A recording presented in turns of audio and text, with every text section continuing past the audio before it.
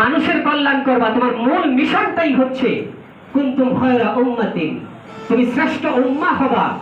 আমার সকল বান্দাদের মধ্যে তোমরা একটা শ্রেষ্ঠ উম্মায় পরিণত হবা, একটা জাতিতে পরিণত হবা। কিভাবে হবা? যদি তোমরা এই শর্তটা পূরণ করো। উখরিজাত লিন-নাস, আমি মানুষ নামে যত মানুষ পৃথিবীতে পাঠিয়েছি সকল মানুষের কল্যাণ তোমরা নিশ্চিত করতে পারো। হিন্দু, বৌদ্ধ, খ্রিস্টান, আওয়ামী লীগ, বিএনপি, চরমোনাই যারাই মানুষ নামে আছে প্রত্যেক মানুষের যদি তুমি কল্যাণ করতে পারো তাহলেই তুমি শ্রেষ্ঠ উম্মাহ হবা, খায়রা উম্মাহ হবা। আমরা খায়রা উম্মাহ হতে চাই না, উত্তম উম্মত হতে চাই না? চিন্তা করে দেখেন ইসলামটা কত মানবিক, ইসলাম কত উদার। আল্লাহর কাছে কোনো জাতি ধর্ম বিভেদ নেই, সকল মানুষকে মানুষ হিসাবে ইন্ডিকেট করেছে। আর এর মধ্য থেকে মানুষের জন্য যারা কল্যাণ করবে তাদেরকে খায়রা উম্মত বলা হয়েছে, উত্তম জাতি বলা হয়েছে। পার্থক্য এখান থেকে শুরু হয়ে গেছে। আমাদেরকে সিদ্ধান্ত নিতে হবে আমরা মানুষের কল্যাণের জন্য কাজ করব না মানুষের ভেদাভেদ সৃষ্টি করব। এরপরে আল্লাহ বললেন যে এই যে আমি বিধান দিয়েছি তোমাদেরকে খায়রা উম্মত হওয়ার জন্য, সেই বিধানের ভিতরে তোমরা পরিপূর্ণভাবে প্রবেশ করতে হবে। উদখুলু ফিস-সিলমি কাফা, তোমরা এই দ্বীনের ভিতরে, যেই দ্বীনের ভিতরে প্রবেশ করলেই তোমরা খায়রা উম্মত হতে পারবে। সমগ্র মানুষকে মানুষ হিসাবে ট্রিট করে তোমরা সমগ্র মানুষকে সমানভাবে দেখতে পারবে, মানুষের কল্যাণ নিশ্চিত করবে, মানুষের মধ্যে কোনো ভেদাভেদ সৃষ্টি করবে না। সেটি হচ্ছে ইসলাম। এই ইসলামের মধ্যে তোমাদেরকে পরিপূর্ণভাবে প্রবেশ করতে হবে।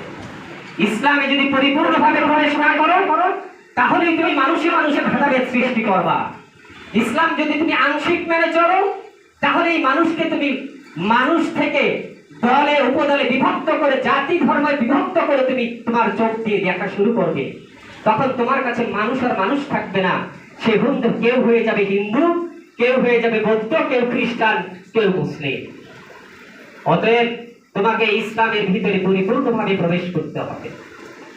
আর যে ব্যক্তি ইসলামের ভিতরে পরিপূর্ণ প্রবেশ করবে সেই তো মুসলিম হয়ে যাবে, খায়রা উম্মত হয়ে যাবে।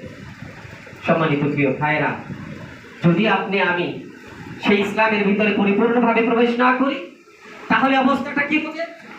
আল্লাহ বলছেন আফাতুমিনুনা বিবাদিল কিতাব ওয়া তাকফুরুনা বিবাদ, তুমি কি এই দ্বীনের, এই কিতাবের কিছু অংশ বিশ্বাস করবে, বাকিটা ছেড়ে দিবে?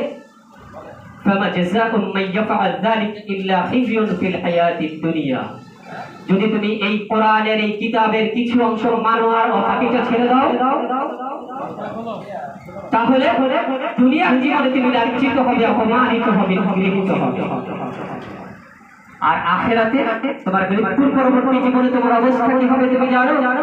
ওয়া ইয়াউমাল কিয়ামা ইউরাদুনা ইলা আশাদ্দিল আযাব, তোমাকে টেনে হিঁচড়ে সেই নরকের ভিতরে প্রবেশ করানো। নাউযুবিল্লাহ। তাহলে আজকের যে জীবন ব্যবস্থা আমরা পেয়েছি, আমরা নিজেদেরকে মুসলিম দাবি করছি, অথচ কোরআন এবং ইসলামের আংশিক মেনে চলছি, বাকিটাকে ছেড়ে দিচ্ছি। এই জন্য মানুষ আর পৃথিবীতে আমাদের সামনে মানুষ হিসাবে আমরা ধরতে পারছি না।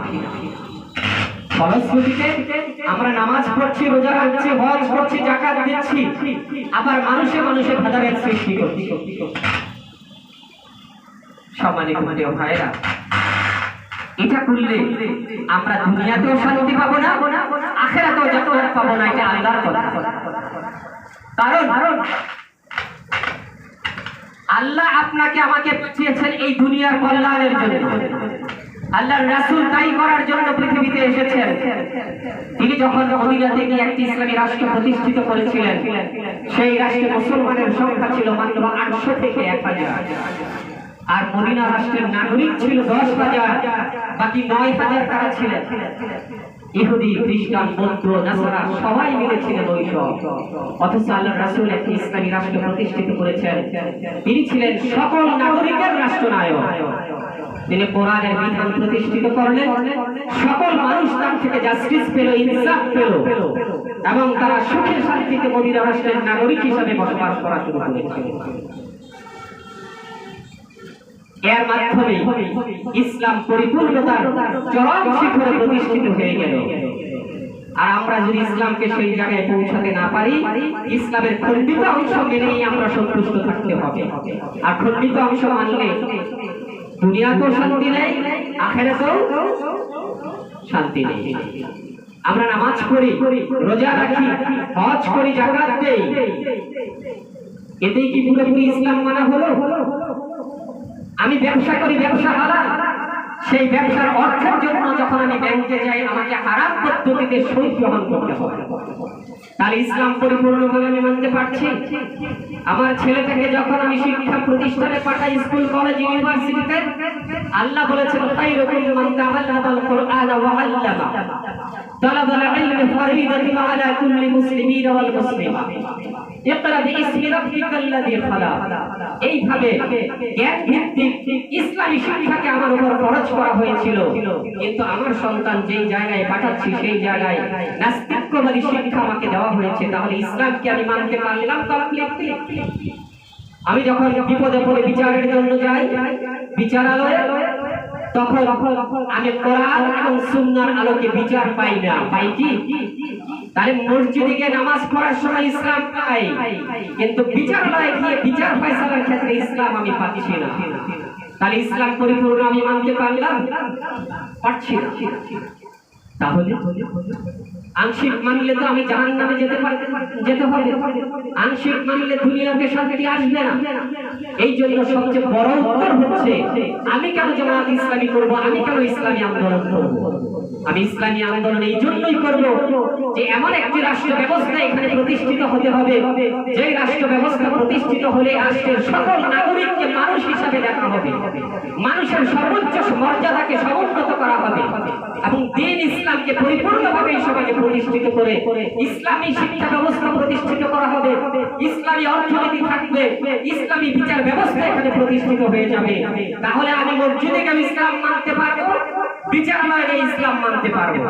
আমি যেমন হজ করতে গিয়ে ইসলাম মানতে পারছি, আমি ব্যাংকে ইসলামী অর্থনীতির মাধ্যমে আমার জীবন পরিচালিত করতে পারবো।